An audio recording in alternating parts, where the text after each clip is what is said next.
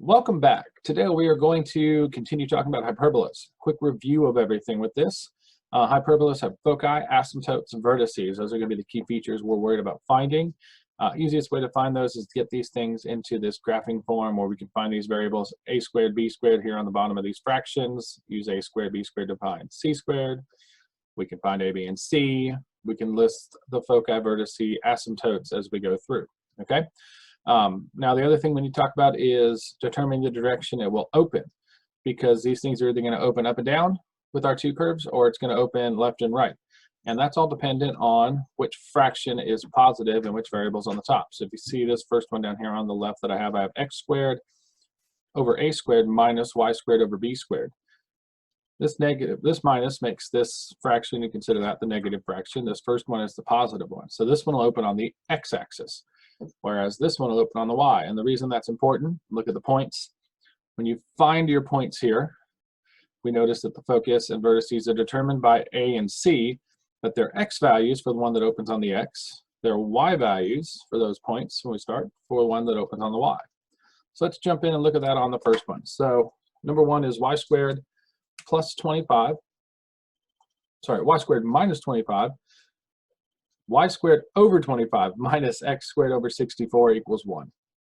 So when we look at this, since this fraction is the positive one with the y squared, that means that this is going to open on the y-axis. So it's going to have one up here and one down here. I know these two things, when we sketch them, kind of look like parabolas, but they're a little bit flatter than that. They become almost linear as they move out here. But what that means is when we find our foci and our vertices, which the vertices are here, the foci are in here, these things down here are all going to have y values because they're on the y-axis here. So a squared is always associated with the positive fraction. B squared is always associated with the negative fraction. It's different than ellipses because ellipsis determined which one was bigger. This one, it doesn't matter which one's bigger. Only matters which one is positive. So a squared is 25. So that means a is 5. B squared is 64. That means that b is 8. And let's see, c squared equals 25 plus 64, because this is the Pythagorean theorem. So 25 plus 64 is 89. So c squared is 89. So therefore, c is the square root of 89, which doesn't have any perfect squares that come out of it. So there's the three values that we need to define to list our points. And we have to find our asymptotes. So let's start with focus, vertices, and then we'll work to asymptotes.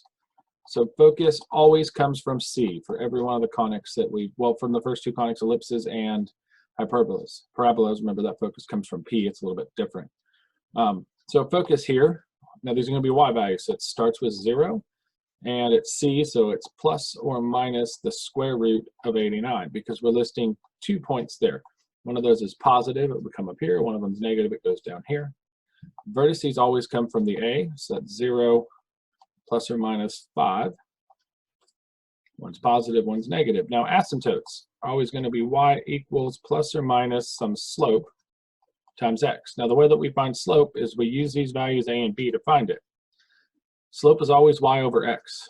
This a was associated with the y squared. This one was associated with the x squared. So the 5 goes on top, the 8 goes on the bottom.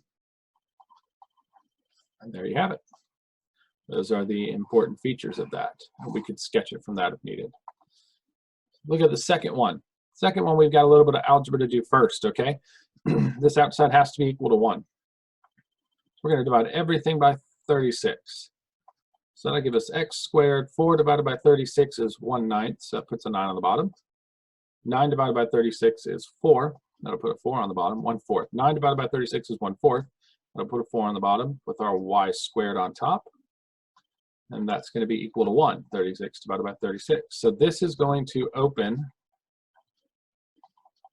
on the x-axis this time. because the x is positive.